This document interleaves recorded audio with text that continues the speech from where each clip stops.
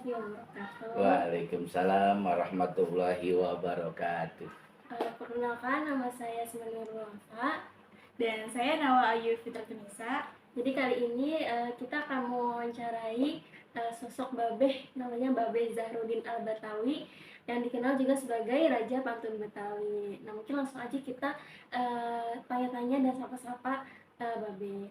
Assalamualaikum Babeh. Waalaikumsalam warahmatullahi wabarakatuh. Gimana Babeh kabarnya? Alhamdulillah. Kabar baik sehat. Alhamdulillah. Mungkin sebenarnya saya mau nanya dulu nih Beh, terkait mungkin kesibukan Babeh nih saat ini itu kira-kira apa aja sih Beh? Babe boleh dikata seorang seniman Betawi gitu ya, karena udah menciptakan 3 buku pantun yang lebih kurang isinya itu ada 6.000 kan gitu ya. Tapi kelupaan kita bawa. Jadi kuda lumping main di taman banyak burung gereje. Di samping Babe seniman, Babe juga seorang pekerja. Gitu. Jadi bisnis gitu Babe nih. Nah, jadi kita emang seorang seniman tuh kita jangan mengandalkan di budaya aja. Kenapa? Jadi kita keikhlasan kita kurang gitu. Jadi apa-apa pengen dibayar, apa gitu kan. Karena kita emang buat hobi, buat kewajiban kita sebagai orang seni, jadi kita menyampaikan ilmu kita dengan keikhlasan. Alhamdulillah, Bapak juga pekerja, seorang bisnis. Gitu. Kalau boleh tahu nih ya, Be, bisnis itu tuh dalam ranah apa tuh, Be? Kayak masih ada sangkut pautnya dengan kebudayaan juga atau enggak? Enggak, bisnis Babe valuta asing.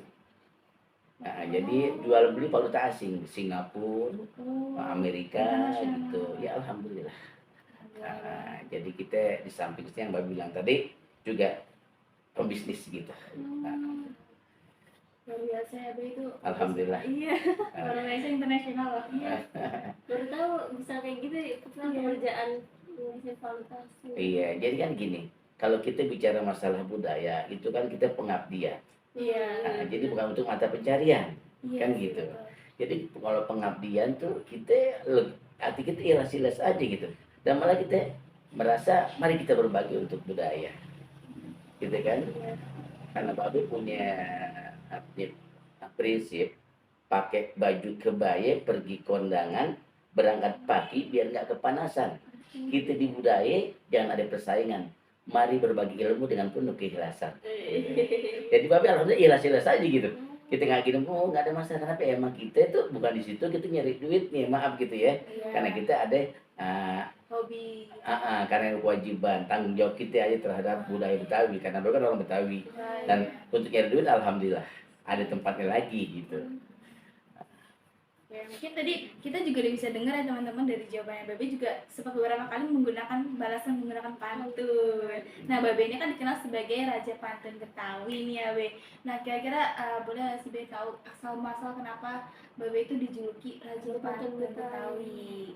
Jadi sejarahnya sepanjang ya. Emang saya tuh sejak dikasih kepercayaan sebagai ketua Sanggar Betawi Batavia Group di Kebun Baru Tebet ya, Kebun Baru ya. Kalau Babe di sini jatuh pendatang, bukan asli orang Condet, aslinya orang Kebun Baru kan gitu. Jadi kita kan itu ada di budaya Betawi ada yang namanya kan palang pintu kan gitu ya. Itu terkait ame pencak silat. Jadi Babe ada satu kelompok namanya Gerak Rasa Sikilat, bikinlah suatu sanggar kan gitu. Dulu baru padepokan perguruan silat, bikin sanggar dengan menamakan diri Batavia Group. Dan Babe ditunjuk sebagai ketua sanggar. Dan di sanggar tentunya ada palang pintu gitu ya. Kenapa setiap sanggar kudu ada palang pintu? Karena pemasukan uang kas kita sumber dari situ kan gitu. Dari palang pintu. Kalau kita ngarepin dari murid-murid ya susah deh. Masalahnya kenapa? Kalau sekarang kita mau ngajarin suatu budaya, tapi kita masih ngarepin duit dari murid itu sulit. Mana kalau bisa murid itu kita manjain biar dia mau mencintai dan belajar budaya Betawi, yaitu pencak silat. Nah, gitu kan? Nah, jadi Babe itu karena ada tanggung jawab moral untuk bikin suatu cerita. Itulah asal muasal itu kita berpikir tentang pantun-pantun. Dan mengawalnya pun dari SMP udah seneng gitu. Tuh ada perpisahan, teman pada main gitar, gitu ya, pantun-pantunan. Cuma belum begitu rapi. Pakemnya itu belum begitu jelas. Tapi setelah kita berjalannya waktu, ya alhamdulillah ya. Kita pelan-pelan kita bikin. Habis sekarang Babe punya buku 12 cerita tentang palang pintu. Jadi hampir 70 bahkan mungkin 80% palang pintu yang ada di YouTube itu pakai pantun Babe. Nah, pantun Babe.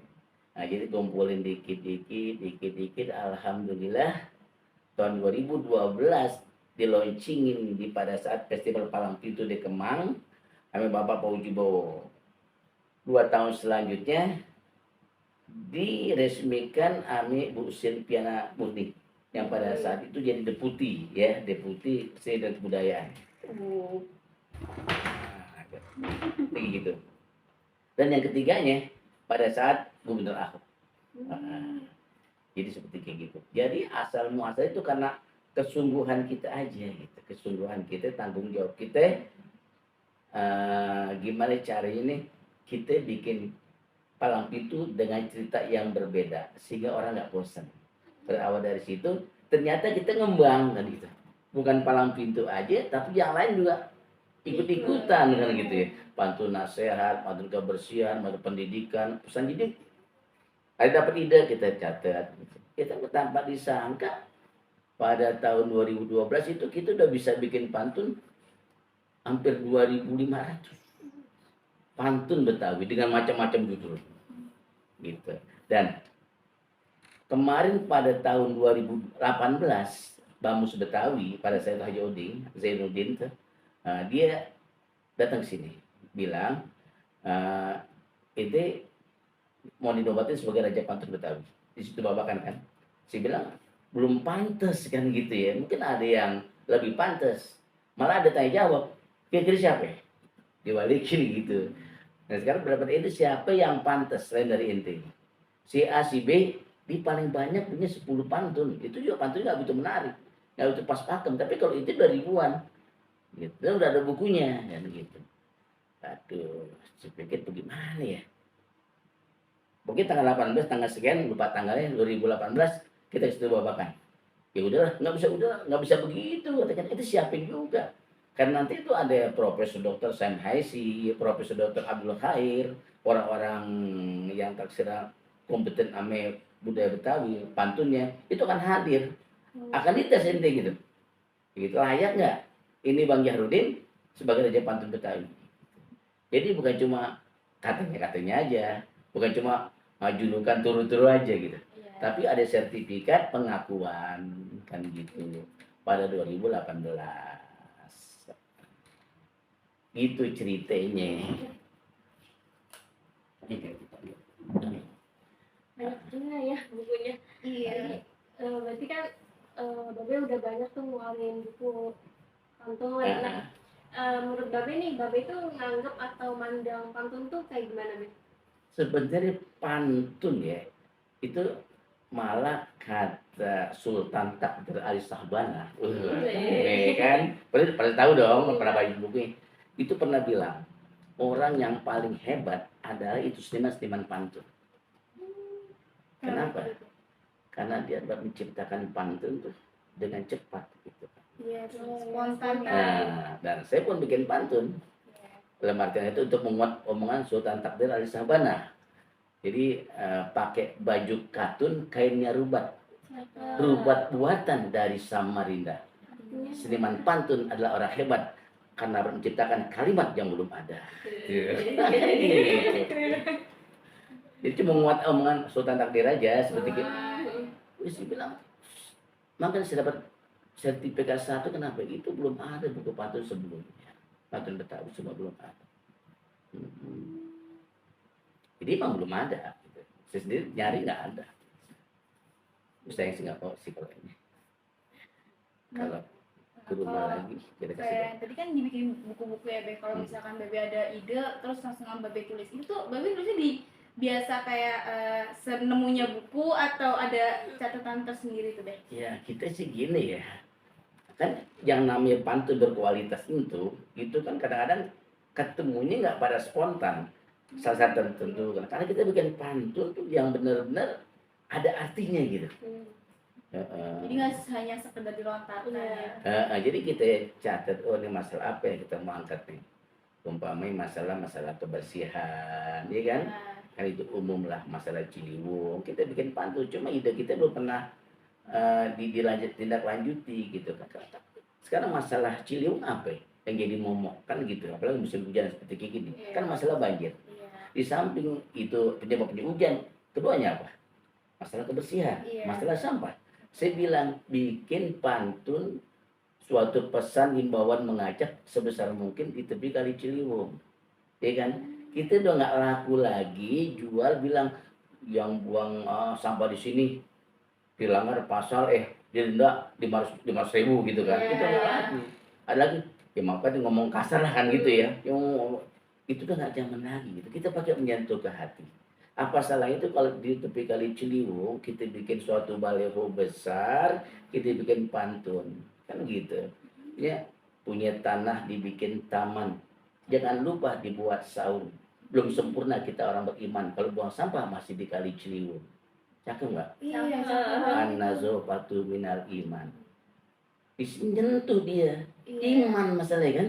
Nggak Ah, pakai ancaman, nggak pakai kata-kata penistaan. Dia mampus orang mau sama anjing gitu gitu kan. Kita nggak laku begitu kan. Malah orang ada mau bacanya.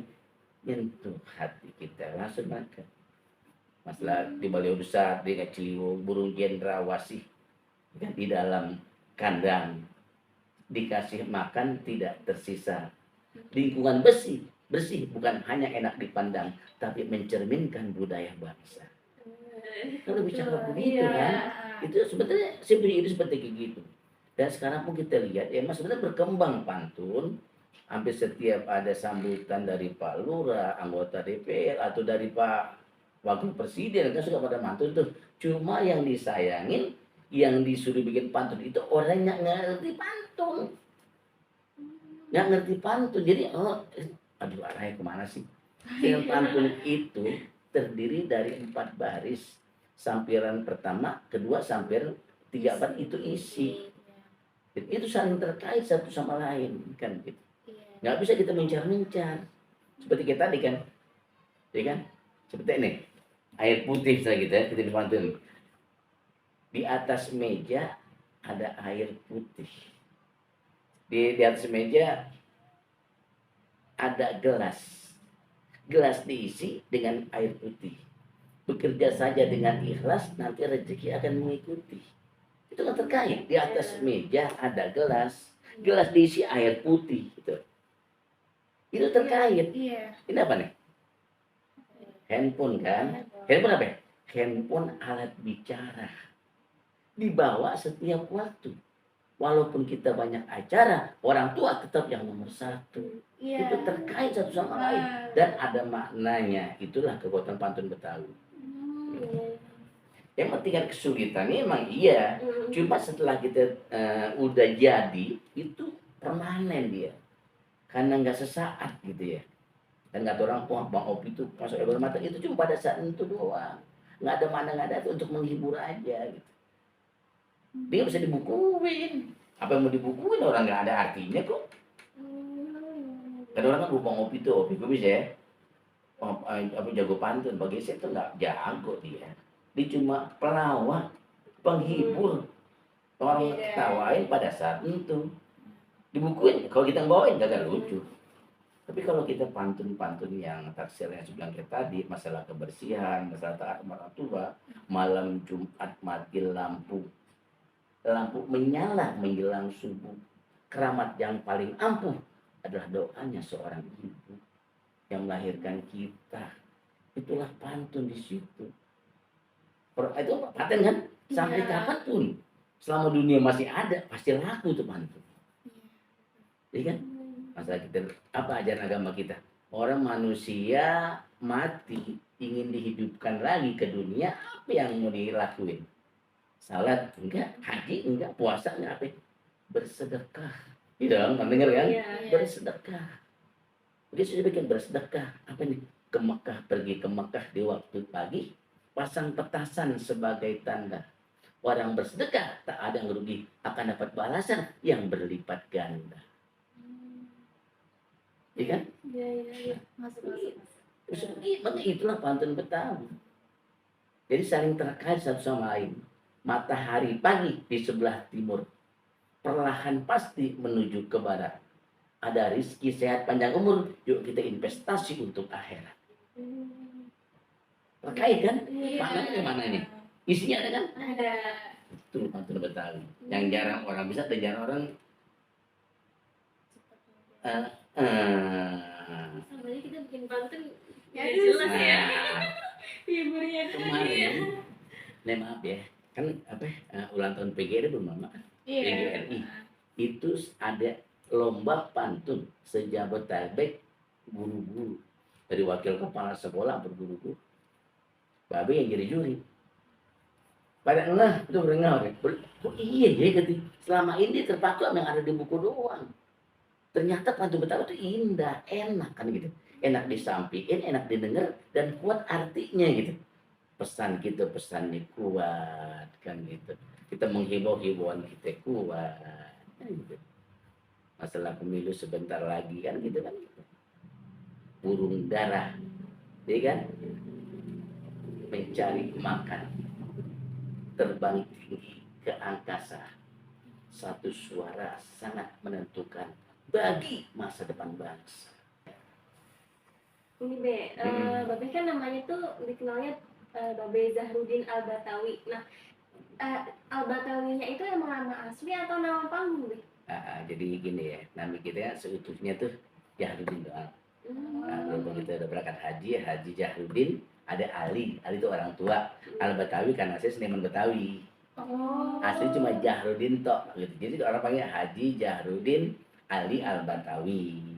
Haji alhamdulillah kita udah berangkat ke sana. Jahrudin nama, Ali orang tua, itu nggak bisa hilangin. Al-Batawi itu karena saya seniman Betawi. Ditambah Anda, nggak boleh kan nama-nama sedikit, tinggal ngerugiin orang ini. Iya. Sejauh ini Babe kalau jadi Raja Pantun Betawi itu udah pengalamannya apa aja tuh Be, selain yang tadi udah Babe Tapi cerita? kalau masalah juri sih ya udah muter-muter ya. Juri palang pintu, juri pantun, juga workshop narasumber di kampus-kampus. Ya alhamdulillah kan gitu. Nah, jadi ya kegiatan kita sih kan sih bilang tadi ya alhamdulillah karena kita punya pekerjaan di luar. Di samping kita seniman jugaan, kita juga pekerja, jadi kita nggak terlalu bingung kan gitu ya. Karena kita nggak pakai tarif gitu. Si bilang yang penting inti mau senang sama kayak ada ini kan nih. Iya. Orang kadang-kadang ya maaf kata ada pakai kamu sih ntar lo karena nggak ada orang apa gini-gini. Si bilang kita itu kalau ada orang apa mahasiswa ya datang ke sini atau ke kita lah, dia mau peduli sama budaya, itu satu penghormatan buat kita. Kan kita nggak semuanya orang orang itu orang Betawi gitu ya. Orang Betawi kan? Iya. Betawi. Nah, ada kan bukan orang Betawi karena kita merasa bangga kan. Kita serius beliau, mereka kan kenapa? Apresiasi kita, mereka tuh bawa kesan kenapa? Oh ternyata orang Betawi enak ya, santun ya, menghormati kita ya, gitu bisa kita ya kan gitu. Nah, kalau misalkan tadi kan Bayu kan tadi jawabnya juga kayak banyak kayak hadis-hadis juga di bawah gitu kan. Nah, kalau misalnya lagi Babe nyampein materi nih, berarti kayak gitu juga Babe kayak ada Masalah- campuran ilmu agamanya juga berarti. Jadi kita gini ya, masalahnya pesan sih banyak ya. Kita lihat situasi kita pada saat itu kan gitu. Sebenarnya sekarang lagi situasi seperti kayak apa sekarang? Seperti mau pemilu kan Iya. gitu kan kita bisa bikin pantun, bukan kritis ya, itu pengharapan kita kan begitu. Iya. Soalnya gini, mau pemilu kan, pemilu makan kue bolu, makan somai, makan sepiring di tempat kondangan. Pemilu akan berjalan damai kalau yang penting nggak ada kecurangan. Coba kita nih, makan kue bolu, makan somai, sepiring di tempat kondangan.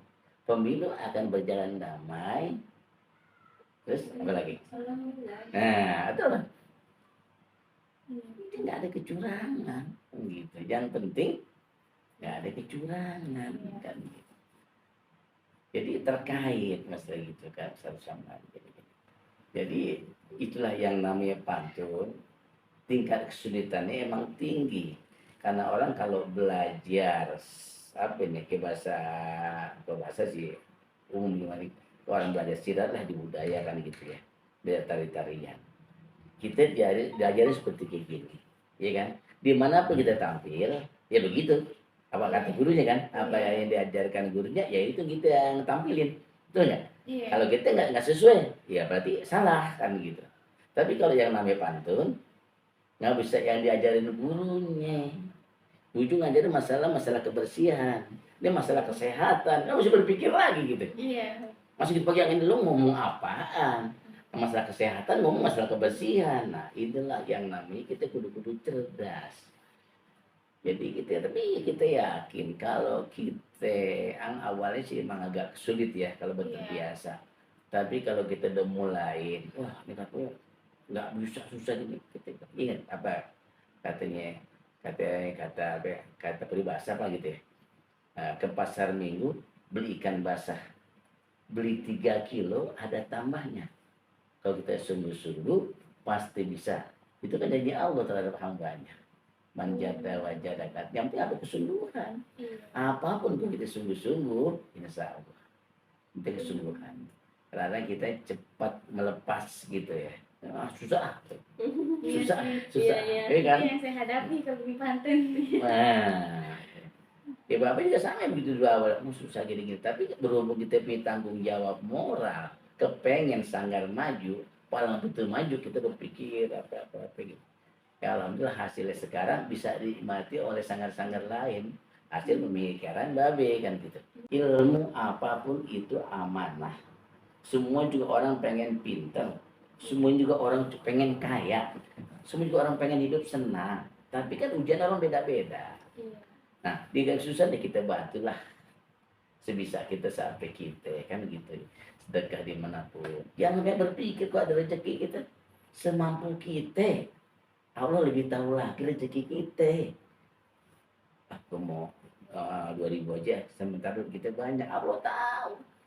Lu nggak pantas 2000, ya nggak pantas. Lu pantas 50.000, karena Allah yang ngasih rezeki sama kita. Ini bisa bohong, ya dong. Wah, gue lagi duit banget nih. Dia kan bukan lo aja sedekah, umpami bicara andai gitu ya. Tapi kamu lebih tahu lagi.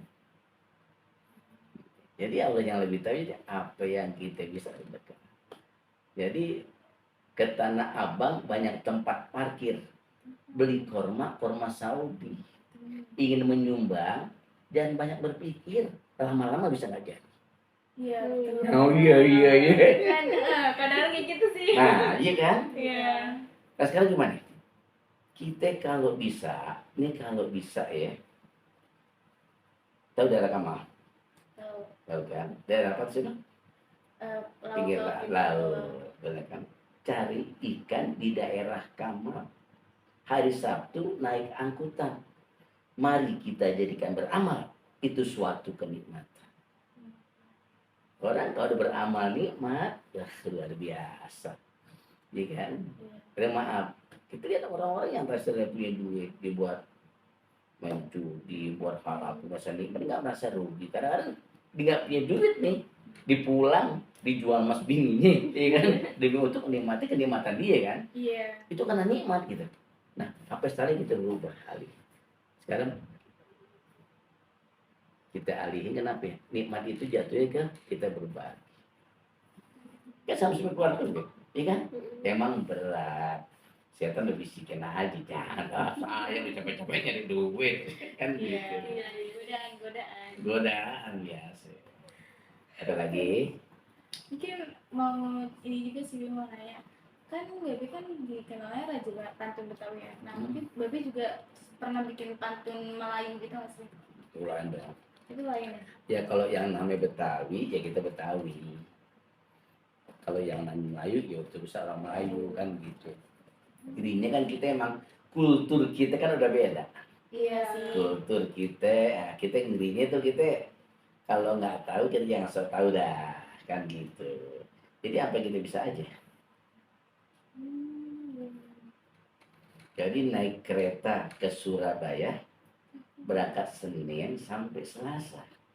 Kalau kita cinta sama budaya, kembangin aja sama kita bisa.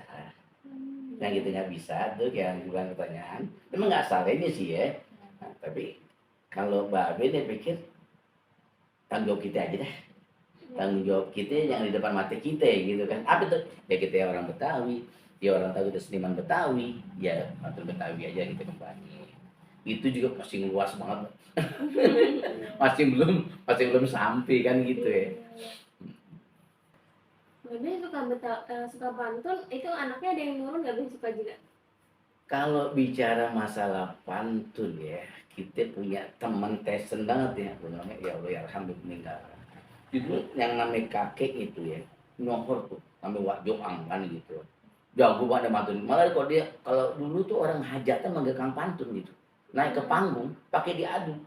Jadi dia misalnya naik panggung, saut-sautan, hampir pagi kan gitu. Saking hebat nih kan. Dan dia nggak mau terkalahkan tuh sama Wak Joang.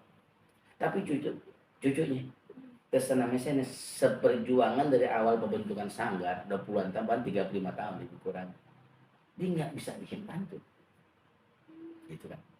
Kenapa nggak bisa? Itulah tingkat kesulitan di situ. Dia berusaha dan berusaha tapi kenyataannya kembali lagi udah ke pantun dulu aja dah. Begitu juga anak saya gitu, anak saya kayaknya aduh ini udah nggak butuh ngeh aja gitu. Nah ini ada mantu cuma ikut main palang pintu, cuma untuk menciptakan pantun belum bisa. Itu teman yang selintingan siang malam tiap hari ketemu 30-an tahun tuh. Sulitnya yang namanya kita bikin pantun, katanya kota apa kesungguhan yang sungguh-sungguh kan gitu. Saya maklum ini teman kenapa? Karena saya kan di situ dia mau bikin pantun, jadi apa nih ya? Bayangan pantun saya selalu dekat sama dia gitu. Ah, kita mau itu aja. Dia bikin oh itu bagus tuh. Ah, ya. Jadi jam kita udah terakhir, udah yang itu aja gitu. Udah itu tugas kita. Dia ngelepas gitu. Iya. Nah, udah nggak salah sih kalau itu bisa apa aja kan ya, apa yang nggak ada masalah. Cuma kadang-kadang di bawah bayang-bayang. Di bawah bayang saya, akhirnya dia merasa minder sendiri lah, kalau yang minder sendiri. Tapi kita mah ada demen malah kan, kalau pasarnya teman-teman gitu pada bisa berpantun, kayak hari-hari disuruh pantun, cakep kan gitu. Belajar. Nah kalau misalkan itu tadi kan Babe punya sanggar ya Be, punya sanggar itu berarti ngajarin juga pantun gitu palang pintu atau Babe yang ngajarin satu orang dulu atau gimana? Jadi emang kita ketua sanggar udah lama kan gitu ya. Ini keseringan kita belajar itu belajar silatnya aja paling. Itu juga murid-murid baru aja yang lama kan udah pada bisa kan gitu ya. Biasa deh, semangat. Kadang-kadang dia kesibukan sekolah, terus kerja. Ada juga yang nikah pindah kemana-mana kan gitu. Dia suka bilang kita ini silat Betawi memang harus kita pelajarin. Kita nggak selama ini tinggal sekampung. Hari esok kita gak tahu kita punya bini orang mana-mana atau rezeki kita di mana-mana kan. Kita nggak bakal selamanya kita satu kampung lah kan gitu. Ya namanya juga masalah waktu berjalan gitu kan. Ya apa? Keluar masuk aja. Ada yang keluar, ada yang udah masuk baru lagi. Karena kecil-kecil gitu. Cuma saya juga pesen kalau kecil-kecil karena orang pulang ke rumah sih jangan sampai ini masalah lagi ujian nggak usah ikut latihan. Jangan sampai nanti nilainya kecil jadi kambing hitam itu sanggar. Ini gara-gara rumah silat nih kalau jadi kecil kan bisa aja begitu orang tuanya kan. Saya bilang ada pahat, ada palu, ketemu papan bikin lemari. Belajar silat emang perlu, tapi ilmu masa depan wajib lu pada cari. Tetap masa depan itu kita utamain kan gitu. Itu sih mungkin kalau misalnya yang tadi kan pantun kan kebanyakan kan kayak AB ya Be, apa sih bilang bukan saja apa sih yang belakangnya AB apa ya rima sih? Iya, gimana Ya mungkin kalau misalkan pantun kan belakang itu kan rimanya AB gitu kan. Nah kalau misalkan Betawi ini kayaknya tuh kayak yang saya dengar ya kayak kebanyakan tuh pakainya gitu loh, jadi kayak nye gitu ya, namanya gitu loh Be. Kayak gitu nggak sih sebenarnya? Itu kan pantun Betawi disesuaikan sama kulturnya juga. Nah sekarang kalau Jawa pasti pakai iya kan? Jadi kita nggak bisa pakai bahasa Indonesia yang disempurnakan. Kenapa nggak pakai? Kalau kita pakai bahasa Indonesia yang disempurnakan, namanya bukan pantun Betawi, pantun Indonesia. Kan gitu kan? Jadi kalau orang mau bisa pantun Betawi seutuhnya, lu belajar dulu ke bahasa Betawi, baru ngerti makna apa yang dikeluarkan ame pantun Betawi. Gitu. Jadi kita nggak bisa sesuaikan, beda-beda kita kan. Itu merupakan kekayaan kan, kekayaan bangsa kita gitu kan, dengan berbahasa-bahasa yang bermacam-macam. Iya. Dan kita pun nggak bakal berubah kan gitu. Nah, tetap kita pertahankan. Tapi yang namanya kita orang Betawi itu kan religius, kamari. Jadi kita banyak yang berbilang tadi kan ini kayak masalah pengajian. Emang itu kita ambil dari gitu ya, pengajian, gini kita ambil. Jadi itu kesimpulan dari suatu bab itu ada di pantun tadi. Kesimpulannya gitu kan, masuk begini kesimpulan itu terakhir itu pantun jadi.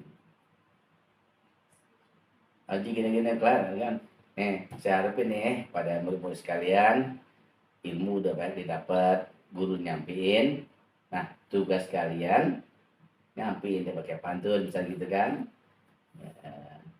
Jambu biji, jambu Bangkok ada di belakang rumah, tolong ambilin.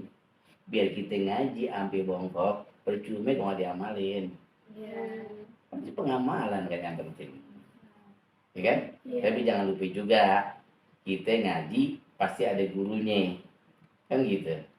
Pergi haji orang bayarin. Dari Indonesia banyak berangkat.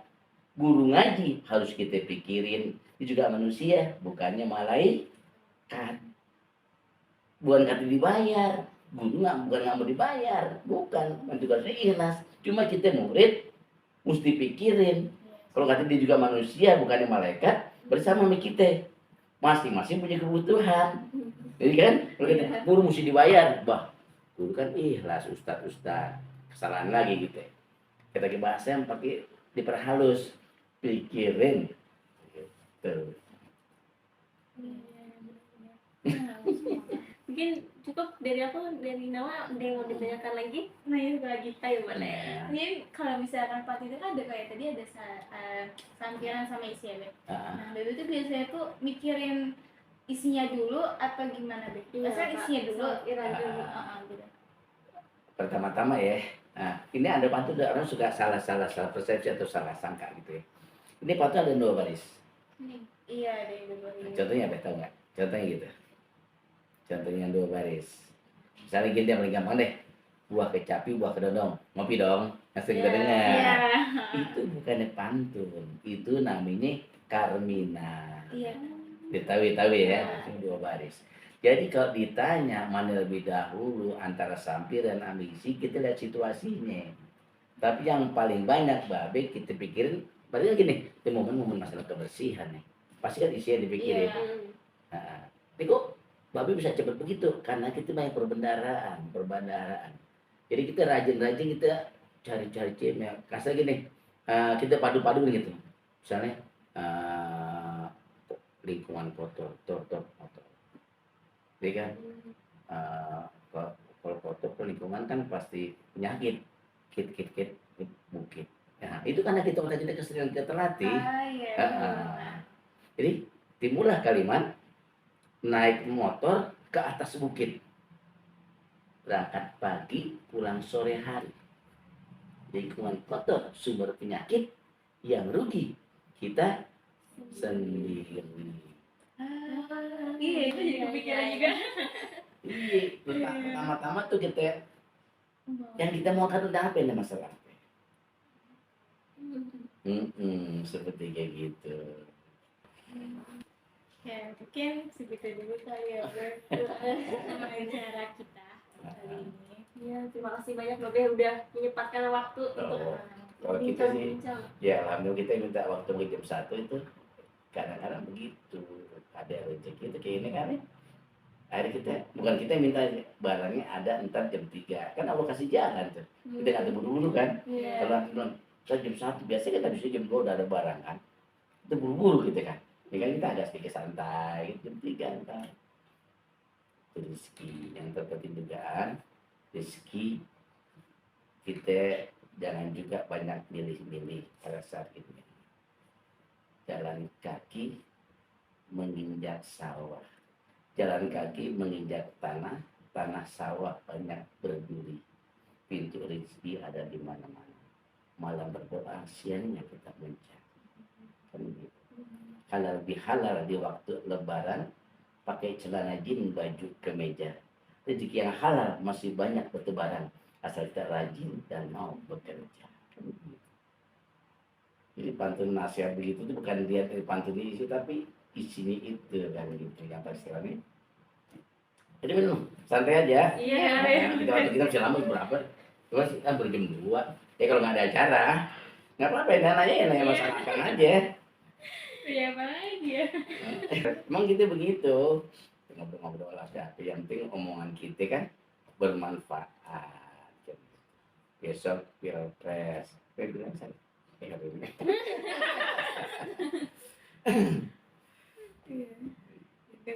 Iya mungkin kita tutup dulu deh. Oh iya, boleh. Oke, sebelumnya tadi kita udah dengar ya banyak tentang pengalaman Babe, terus kita juga dapat ilmu tentang pantun ya, yang aduh ternyata kita selama ini salah buat pantun. Sebenarnya gini, bukan pantun yang terdahulu salah, cuma Babe ngembangin lagi ke arah yang lebih bagus. Karena pantun tuh nggak stuck sampai di situ. Kita mengikuti perkembangan zaman. Kalau kita pakai terpaku emang mungkin dulu kan nggak maju kita. Bisa kalahnya budaya-budaya lain kan. Gitu. Jadi penyempurnaan aja lah, lebih enak lagi gitu. Kalau salah harus nyalain pantun ya gitu kita. Belum sempurna. Iya, belum sempurna bikin pantunnya. Nah ini bisa kali ya gitu ya. Sempurna. Kita akan belajar dengan Babe nanti. Oke, mungkin sekian dari kami. Saya Yasmin Nurul Wafa. Dan saya Nawa Ayu Fitri Tunisa. Terima kasih. Wassalamualaikum warahmatullahi wabarakatuh. Waalaikumsalam warahmatullahi wabarakatuh.